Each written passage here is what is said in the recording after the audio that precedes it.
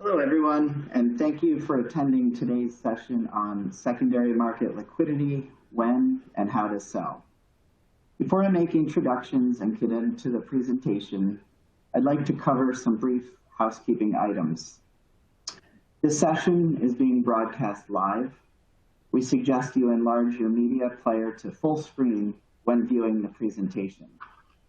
We encourage you to submit questions throughout the presentation. You can submit questions electronically through the webcast console Q&A. If we don't have a chance to answer every question, we will be sure to follow up with you directly after the session. A recording of today's session will be posted to the Due Diligence Insights page on our website in due course. Earlier this year, Duff & Phelps announced a plan to change its name to Kroll, the world's premier provider of services and digital products related to governance, risk, and transparency. Certain businesses, such as ours, are using Duff & Phelps, a Kroll business, for a transitional period. Duff & Phelps, Kroll, our family of acquired brands, each have a rich history. Unifying under the Kroll name allows us to represent the full suite of services we provide to our clients and our cohesive approach to delivering solutions to the market. For nearly 100 years, Duff & Phelps has helped clients make confident decisions in the areas of valuation, real estate, taxation and transfer pricing, disputes, M&A advisory, and other corporate transactions. Kroll is the world's premier provider of services and digital products related to governance, risk, and transparency. We work with clients across diverse sectors in the areas of valuation, expert services, investigations, cybersecurity, corporate finance, restructuring, legal and business solutions, data analytics, and regulatory compliance. The firm's nearly 5,000 professionals are located in 30 countries and territories around the world. Now, let's get started. I'm Dexter Blake, and I lead Duff & Phelps' secondary market advisory practice. More than 1 year after the start of the COVID pandemic, the secondary market seems to be charging ahead at full speed. As vaccination programs continue to roll out successfully, market confidence seems to be returning to almost normal levels of activity. Some areas of the market have demonstrated incredible resilience and tremendous growth, despite the uncertainties brought on by the pandemic, the most notable example of which is the GP-led segment of the market. On the pricing side, while COVID-related uncertainty temporarily softened bids, pricing levels have returned back towards pre-COVID levels.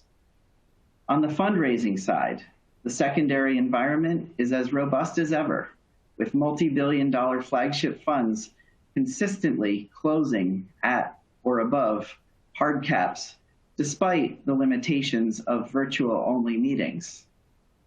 The ongoing availability of dry powder is expected to continue to push prices up even further. So with all of that said, I'm pleased to introduce our three panelists, all of whom are senior leaders at some of the most prestigious firms in the secondary market. Christopher Robinson, partner at Proskauer in the Private Funds Group. Simon Oak, principal at Lexington Partners. And Chris Theroux, partner at Newbury Partners.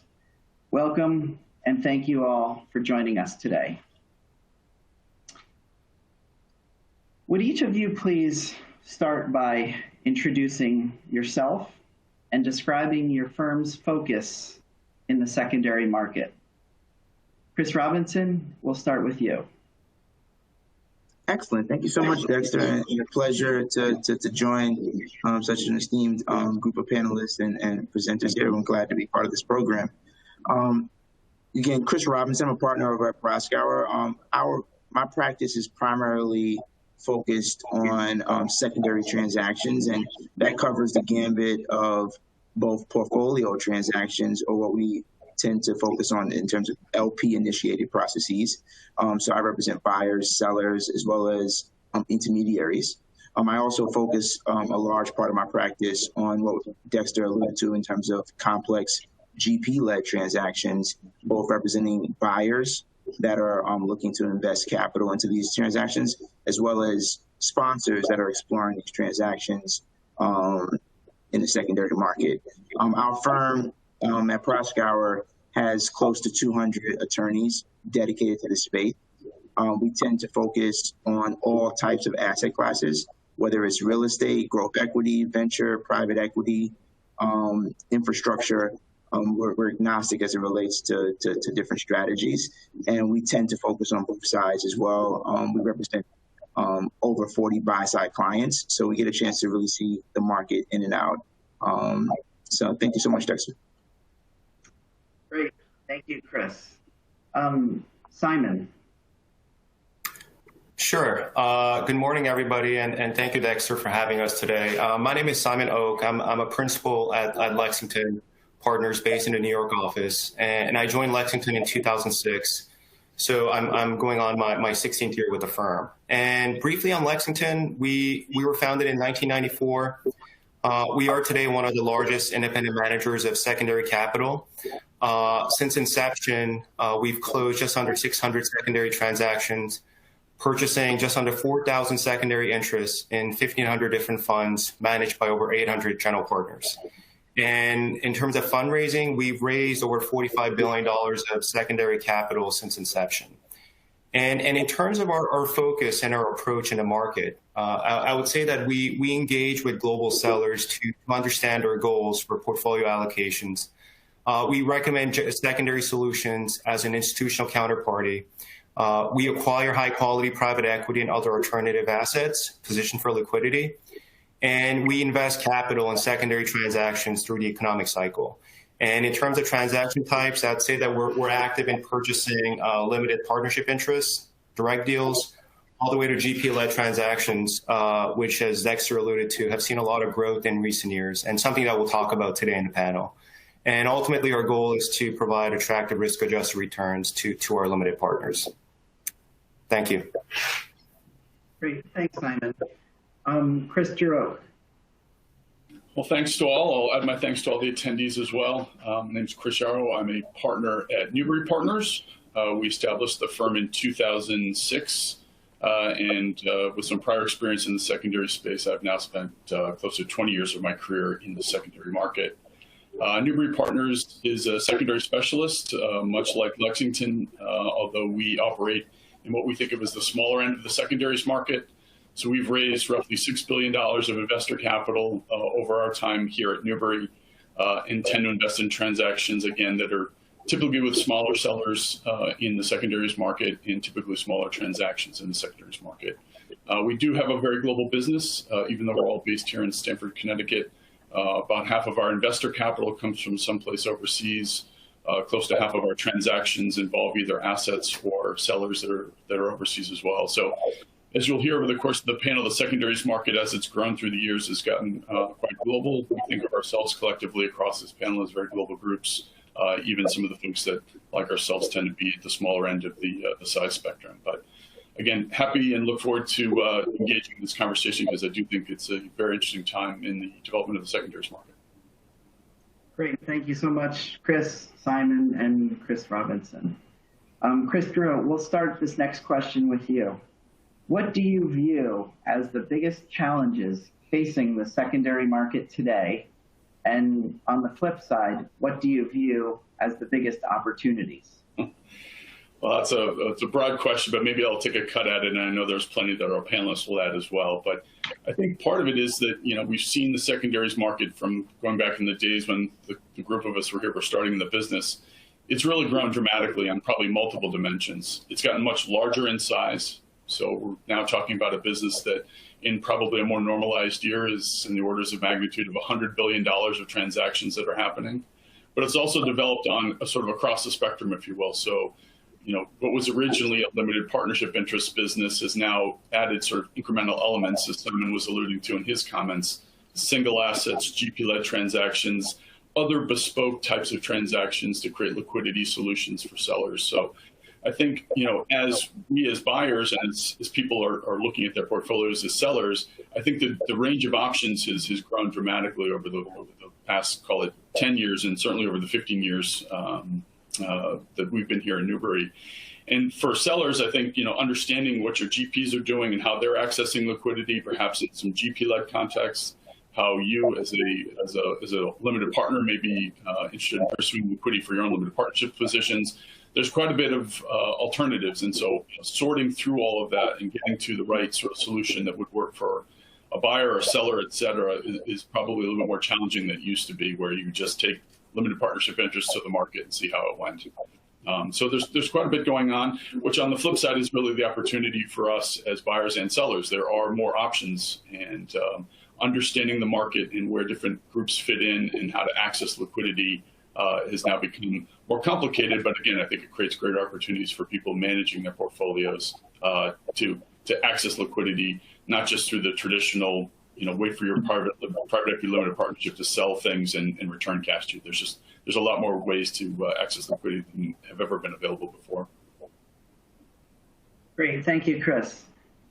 Simon? Sure. I think I have similar comments to what Chris just mentioned. I mean, I would think, the biggest challenge in my mind is the secondary market is growing so fast that, I think that there will come a point in the near term where there wouldn't be, enough secondary capital to absorb all the deals that are coming to market. And, I would say that growth is only projected to accelerate in the coming years. And I just thought of a couple of anecdotal evidence. I would say that at our peak, a couple of weeks ago at Lexington, we were sort of tracking 20 plus GP-led transactions across all our offices. And we know of a handful of other situations that are currently in the works, but not yet in the market yet. So there's a lot of tremendous level of activity going on that we're noticing. And another anecdote would be, last Friday, there was an article in Secondaries Investor that suggested that 8 out of the largest 20, private equity firms ranked by recent fundraise have entered or are planning to enter the secondary market. So, names such as Blackstone, Carlyle, or Ares now have a foothold in our market, and then others such as Apollo and TPG are actively raising funds, and others such as KKR and CVC have expressed a strong interest in entering the market and building or acquiring a secondary unit. So in my mind, these are smart, sophisticated investors, and they wouldn't be entering the secondary market unless they thought it was an attractive proposition with a lot of embedded growth. So I see sort of that as a challenge, and I think Chris alluded to that in his remarks. It's just there's a lot of growth, and how do we sort of manage that in a proper way? I think it's sort of the challenge from my perspective. Great, fantastic comments, both Simon and Chris. Chris Robinson, anything else that you would add to what Chris and Simon have already contributed? Yeah, no, I think Chris and Simon hit the nail on the head there in terms of the activity. What's been real, having practiced in this area from its early stages, where we were looking at, especially on the GP-led segment of the marketplace, to sponsors that may not have had the best story or rationale as to why they were doing a transaction, and maybe there was a little bit more hair on those types of deals, to now dealing with, as Simon alluded to, some of the largest, most known and top performing GPs in the space exploring these liquidity solutions. The flip side is that there's a lot of transactions going on, and buyers are looking to kind of pick and choose their spots, and they're being invited to a lot of different transactions. And we're seeing an all-time record fast pace in terms of deal timelines. So I think the one part is that we just need to make sure, at least on the legal side, that we're dotting all of our I's, crossing all of our T's, to make sure that we're doing the diligence and making sure that everybody's digging in to make sure you accurately protecting the buyers and ultimately their investors, which I think people are doing a good job. But with the fast pace, it's one of the things that you just have to make sure that you're constantly monitoring. Great. Thank you, Chris. Now let's talk about LP transactions for a few moments. And Chris Robinson will right back to you with this question. What are some best practices you would recommend to LPs considering a sale in the secondary market? Yeah, I mean, thank you, Dexter. So I think, one, there's a number of reasons why LPs may be thinking about exploring a transaction. One, I think the market has continued to grow, right? So there's opportunities as the market has bounced back from what we would call the middle of the pandemic. And I think LPs have come back, and you're starting to see more and more portfolio transactions, especially of scale, being brought to market. So I think some of the things that if I'm sitting in a LP's shoes that I want to make sure that I cover off is that start early in the process, to the extent that you can surround yourself with qualified advisors, both legal as well as placement agents that can guide you through the process. You're likely going to be have a leg up in terms of achieving the best results as it relates to pricing. I also would encourage, at least on the legal side, that you properly think about the process and looking at some of the partnership agreements and some of the diligence that needs to go in, whether you're looking at, are there any ROFRs? Are there any other impediments where there could be a slowdown in your process? Thinking through that ahead of time, I think is going to give you just a little bit of a leg up to make sure that you have the most seamless process and that you can actually close on a timeline that makes sense. I also think that there's a number of buyers out, so just try to understand how your portfolio is going to actually be received by the marketplace, and be flexible as it relates to a one-size-fits-all package deal, by finding maybe one buyer, but also being open to potentially breaking up a portfolio transaction to achieve the best results for each independent smaller segment of the portfolio you want to bring to market. Great, thanks, Chris. Simon, would you like to add on to what Chris said? Sure. I think I had very similar points that as Chris highlighted. I had, work with an experienced secondary advisor, who has a good understanding and strong track record in the market. I think timing is important. The right advisor will advise you on the right portfolio to bring to market and at which time, which I think in my mind is critical. And more importantly, I think the right advisor will know which buy-side groups to reach out to and for a given portfolio. And I think given the large number of buy-side secondary firms in the market, I think we each have our own sweet spots and transactions that we like. So I think it's important to target the right universe of buyers. And I think Chris alluded to this point, hire the right legal counsel. Proskauer obviously has a strong track record in the secondary market. Private equity is a long-term business. And the fact that as a limited partner, you enter into a limited partnership agreement, selling a private equity interest requires a number of legal steps. So it is important for you to work with the right advisor. And I think the last advice from my perspective is, be a motivated seller and have a realistic price in mind. I think from a buyer's perspective, it's extremely difficult to work with a seller who's not motivated to sell.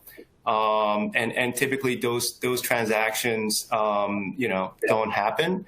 So, before we go to market, I would make sure that, one, you're motivated, and two, you have a sense of what the pricing is, and you're realistic about sort of the price that you have in mind. Yeah, I'd very much follow on that, Dexter. I mean, I think, for sellers, we see there's sort of two sellers, ones that have done homework and are prepared. They've gone through their legal docs. They understand how the process may roll forward. They've thought about what's in their portfolio and made decisions. They've gotten good advice around where pricing may be. And those are the ones, as they go out, have a very deliberate approach to the market. And as a result, they get very good execution on gaining liquidity in a portfolio like that. The opposite seller is one that is sort of just flopping around a little bit. They're throwing some things out to the world and seeing what they get back. It's a very disjointed sort of approach. And I think that sort of does a couple things. One, I think if general partners find out that their limited partners are just sort of floating fund interest out in the market and seeing what comes back on a fishing trip, I think that sort of it creates negative sort of relationship aspects with that general partner. And then more specifically, as we've heard multiple times over the course of this conversation, the buyer universe in secondaries is extraordinarily busy. We have dozens of things to be working on in any given day. So in some ways, we have to see a direct rationale for why we should spend time on any given transaction. Because if we think a seller is just on a fishing trip, we've got zillions of other things to do. We're not going to spend a lot of time on that. And as a result, it ends up being a very circular sort of negative, feedback loop for a seller, because we're not paying attention. We're not really focused on their transaction. They're not getting a good execution, and on it goes. So being prepared, and as Simon sort of alluded to, sort of be an educated, willing seller and go into the market that way is a much better approach. And as a result, you get a far better result, both from price and an execution, timing, everything. No, great. Thank you, Chris. And again, from an advisor's perspective, we would agree with all of those points. Thank you. What are some of the types of LP sellers that you're currently seeing in the market, and what are the motivations for them looking to sell? Simon, maybe we'll start with you on this one. Sure. So maybe just to start. So, there's sort of, I would call sort of 5 broad seller types in the market: pension funds, sovereign wealth funds, financial institutions, endowments, and family offices. And just looking at kind of the last 3 large transactions that we've completed at Lexington, the seller profiles are as follows. One was a non-U.S. pension fund. The other one was a European financial institution. And third was a U.S.-based endowment. So that sort of gives you a picture of who is selling in the secondaries market at this time. And in terms of the motivation, why are they selling? I would say that it's mostly based on active management. At different points in time, it was based on different variables, such as regulations and other considerations. But I think there's sort of 4 main motivations. One is there is sort of a change in investment strategy. So an example of that is there's a new CIO that recently got appointed at a pension fund. And he or she wants to start with a clean slate, so they'll initiate a sell process to sell some of the private equity holdings that the predecessor had put together. So it's sort of a means to reallocate capital. So change in investment strategy. Number 2, we see this a lot. It's just due to excess commitments, whether it's due to strong performance from the private equity portfolio of just simple overcommitment.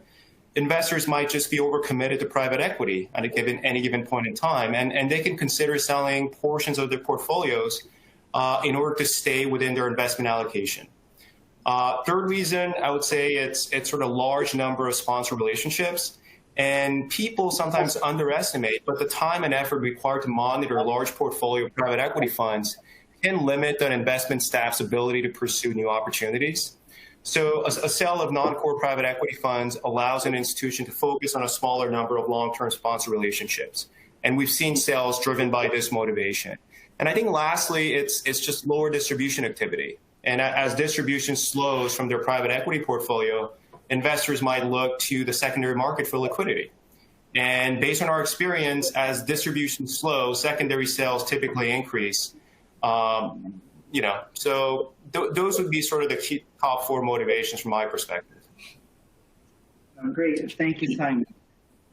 Chris, Theroux, anything else that you would add? No, I'd echo. That was a wonderful overview. I was probably taking a few notes of my own. But I guess what I would say is, I think historically people thought of the secondaries market as sort of a liquidity thing. Like, I'm really pressed for liquidity and therefore I have to access the secondary market. And clearly, as the market has matured, it's much and developed, it's moved into some of the realms that Simon covered in a number of his points, which is really around portfolio management.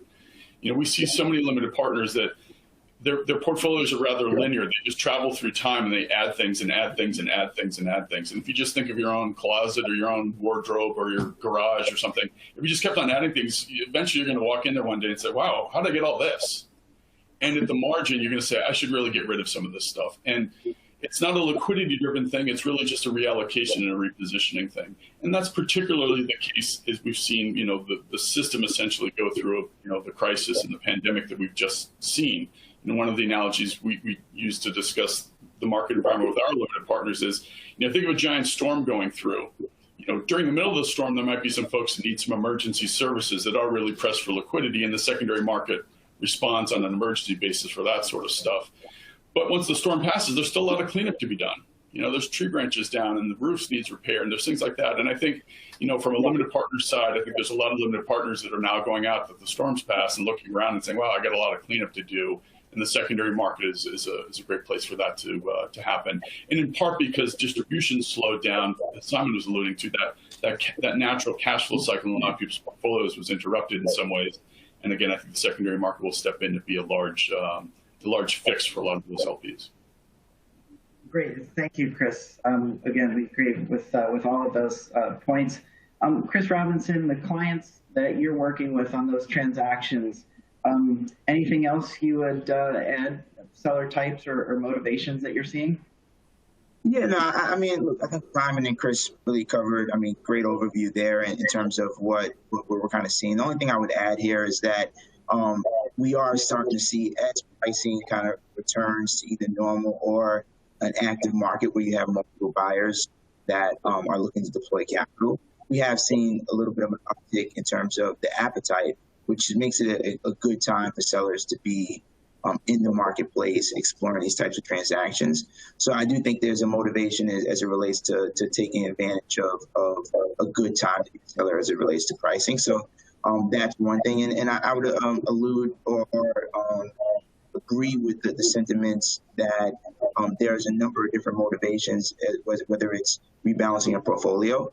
And what I've seen from a lot of sellers are they're looking at their portfolio construction and realizing that it's probably better to double down and increase your exposure to managers that you have conviction around, as opposed to being spread a little bit more thin and just being a smaller investor with managers. I think that over the long term, you can develop that relationship and it can have worthwhile benefits. So that's the only thing I would add. Great, thank you, Chris. And you slightly touched on my next question here, which is from a seller's perspective, given the lack of LP portfolio volume in the market, most of what we're seeing currently is GP-led transactions. If you are an LP contemplating bringing a portfolio to market, would now be a good time to sell? And maybe Chris Theroux, we'll start with you on this one. Well, as a buyer, I think isn't it our job to say it's always a good time to sell? Is that sort of part of the sales pitch? But no, but I would say I think one of the first things that sort of came out of the pandemic were the GP-leds, and a lot of the GPs that had high quality assets that could be sold in almost any market. That was one of the first things to come back, and I think that really got the wave going on GP-led types of transactions.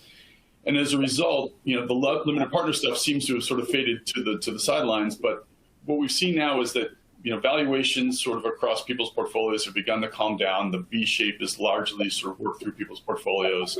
So now that the volatility is out of valuations and other things, I think it is a really good time for people to consider selling. And in addition to that, we as buyers in our portfolios, we've done a lot of things on the GP-led side. And frankly, I think we're looking for LP portfolios to help diversify our own books. So I do think from just a buyer appetite perspective, from some of the fundamentals and technicals that go into how secondary transactions work, I do think that now that the system's settled down a little bit, I do think there's a willing appetite for buyers of limited partnership interests, us included. Great. Thank you, Chris. Simon, anything to add? No, I think Chris covered it pretty well. Nothing to add on my end. Okay, great. Chris Robinson, this question will be for you. How should LPs and GPs and other secondary market participants think about selecting a legal counsel? What are the key factors that differentiate law firms in the context of secondary transactions? Yeah, no, thank you. That's an easy one for me to answer. I would say, look, you want to make sure that you're hiring advisors that know the market, know market terms, and know the participants that are surrounded by the market. So I think, especially at a place like Proscar, where we represent buyers, sellers, agents, we do north of 45, 50 billion in transaction volume. So we get a chance to see all different types of transactions, whether it's preferred equity, portfolio transactions, GP-led deals. And it makes a difference when you're in tight timelines, you're dealing with counterparties, and you want to close transactions.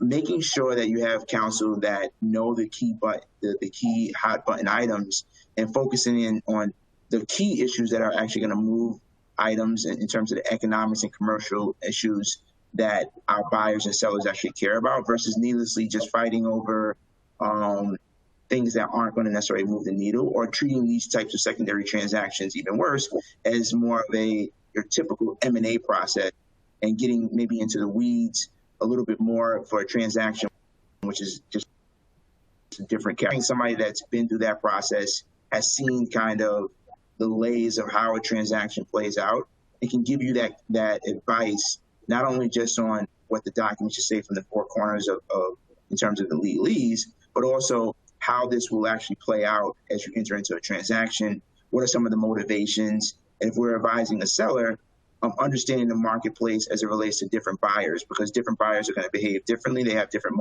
motivations.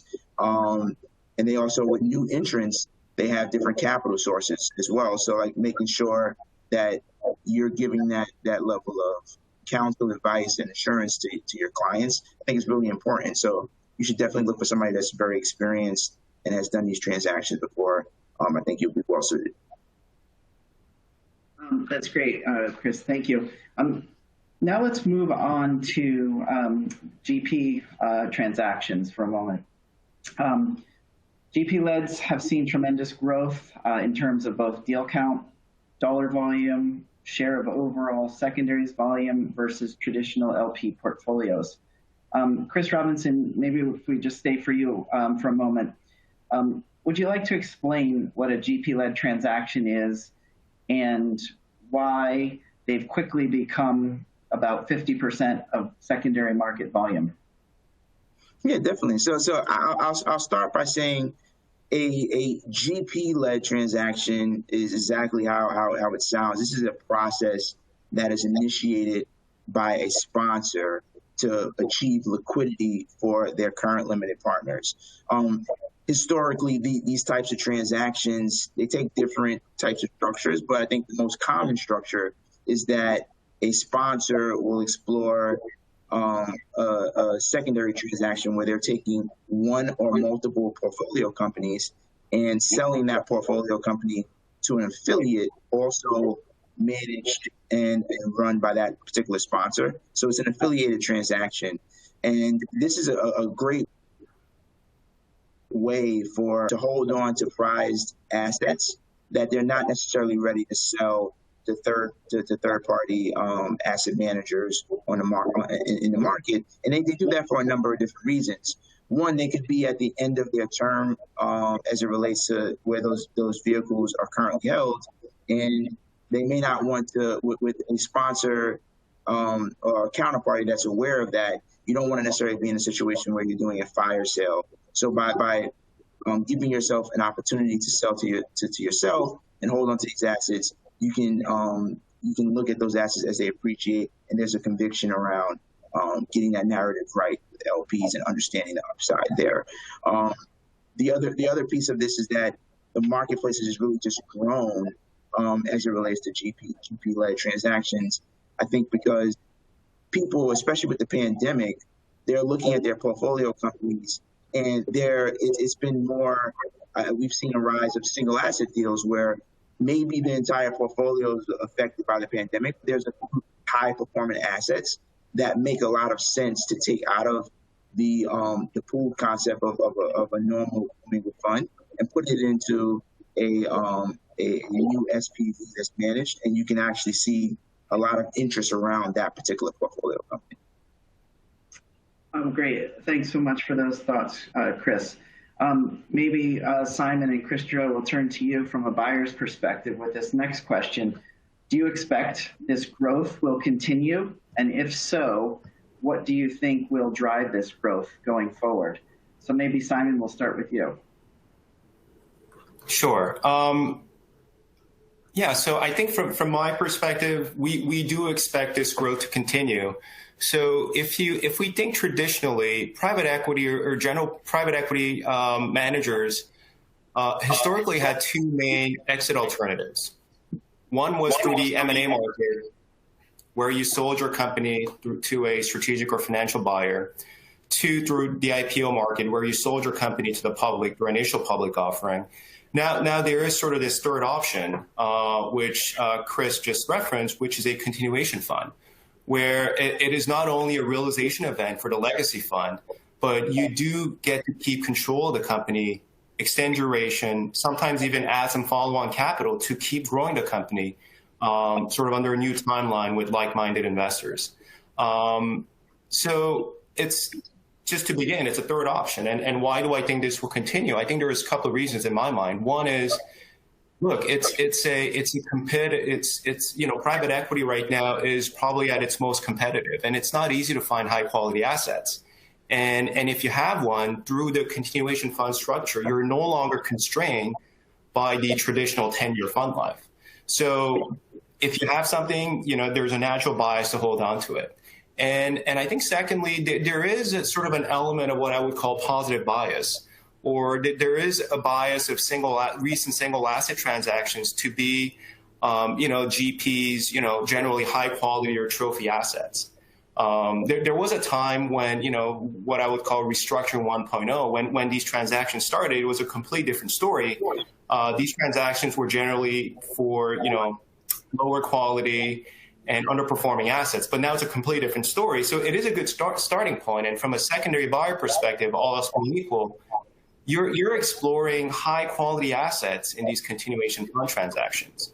And, just to add some statistics to these numbers, based on some numbers that Park Hill published, in 2020, they tracked about 25 single asset continuation fund transactions representing $12 billion of capital. And I think so far this year, they're tracking 50 transactions representing $34 billion of value. So it is expecting, it is experiencing a high level of growth. And I think in my mind, it'll sort of continue given the reasons I've outlined. The things I'd add to that, I think Simon hit on it, the evolution of this sort of type of transaction from what was historically sort of referred to as the zombie funds, or the real dead end things that just needed, some injection of oxygen to even try to survive further. It's completely been flipped on its head. GPs are now taking their very best trophy assets and putting them into these types of structures. And it makes a lot of sense. And so I think, in the short run here, GPs are now understanding that this is possible. And I think you're going to see an increase in the number of GPs that are looking to this solution as an alternative.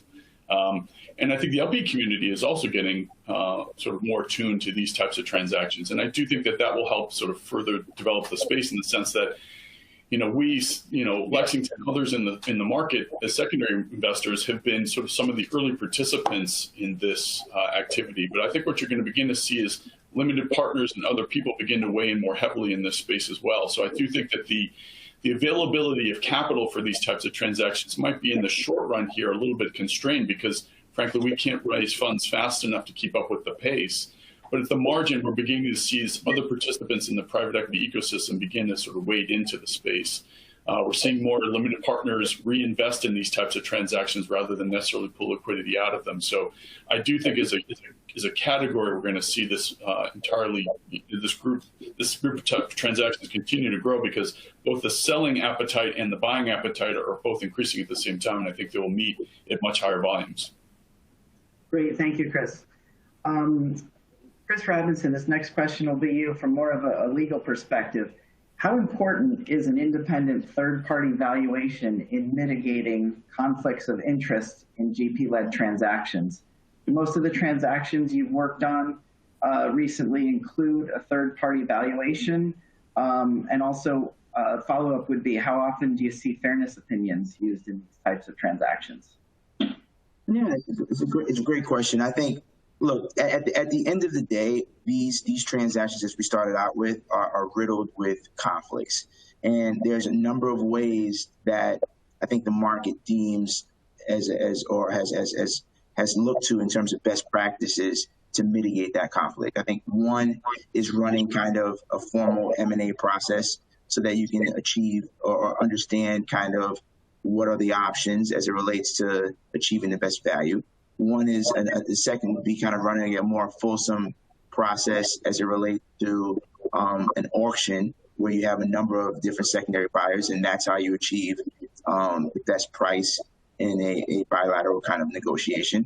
And then the last one is looking to third-party valuation advisors to come in and give a fairness opinion. I think the fairness opinion tends to lend itself to a process where maybe you don't have the fulsome auction process, or there's something that you may not have done as it relates to getting all of, let's say, 20, 30 buyers in a data room looking at a transaction.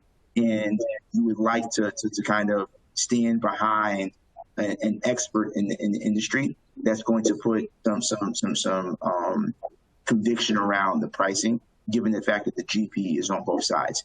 I would say we still see the marketplace in terms of third-party evaluation and fairness opinions as definitely prevalent within the marketplace, and it definitely has its place. It's always fact-specific in terms of what the sponsor is trying to achieve, but we always love working with Duff & Phelps and love to make sure that if a client is looking at that, you guys obviously have a huge market share that they're having conversations around exploring those opportunities. Oh, great. Thank you, Chris. And then I think we've got time for one more question here. So let's talk about some secondary market observations and predictions. What are some key trends you've observed in the secondary market in the first half of this year? And what are your predictions for trends that we might see in the second half? So maybe Chris Theroux, we'll start off with you on this one. Maybe I'll take a couple shots. So first one, I'll say on the GP-led side, I think like in all, we're seeing a little bit of a cycle. I think the quality level is perhaps changing a little bit as the GP-led universe has expanded. I think, like in all things, you've perhaps had some of the better transactions already sort of clear the system. And now there's a little bit more of a range in terms of the quality, price expectations, et cetera. So it'll be interesting to see if necessarily all of the transactions that are in the system or coming through the system in the near term here on the GP side get done, just because I do think there's a few more bumps in the road here. On the LP side, I think the prediction would be that the slowdown that the pandemic helped generate last year will rebound significantly, particularly in the second half. We've already begun to see it. All the participants on the phone here have probably seen it, where the universe of limited partner transactions, not just by number, but also of scale, has significantly picked up. And I think that will very dramatically continue, such that between these two things, I think we'll probably see a new record secondary market volume this year in 2021. Rather. Great. Thanks, Chris. Simon? Yeah, I think I second Chris's remarks on the limited partnership portfolio side. I think as a firm, we're very confident about the structural opportunity that we have in front of us. I would add that LPs who were sort of in a position to sell in 2020, in our view, sort of got a reprieve from all the stimulus that's been enacted by governments worldwide as a response to COVID-19 pandemic. So there was a time where they could sort of push this off a little bit, but now we feel like sellers have to go to market and do something if they need to. So we like that dynamic. We've seen a handful of large portfolio transactions come to market right now. And I think to Chris's point, I think it's going to be a busy sort of second half of the year. And we do feel like it's going to be another record year in 2021. Great. No, obviously good for all of us in the market. Chris Robinson, any additional thoughts to add? Yeah, no, I think that you're going to continue to see new entrants and big, large sponsors. I think Simon alluded to when we first started. Like we just saw Ares that purchased or acquired Lexington. I think Apollo is ramping up, it finished their first deal. TPG is in the space now. Brookfield is in the space in terms of, at least with respect to real estate. So you're definitely going to see that. I am just as bullish as Simon and Chris are on a return of large portfolio transactions. And I also think as a last third area that you're going to see continued increases, that as buyers are focusing on both portfolio transactions as well as GP-led deals, I think you're going to start to see more and more in terms of the fundraising process, GP-led specific fundraising around vehicles dedicated to those types of transactions being more and more prevalent in the marketplace as well. Great, thank you, Chris. This concludes our secondary panel today. I'd just like to thank our panelists, Chris Robinson, Simon Oak, and Chris Yarrow, for joining us today and contributing, incredibly valuable insights. So thank you so much, everyone. Thanks, Dexter. Appreciate it. Thank you again.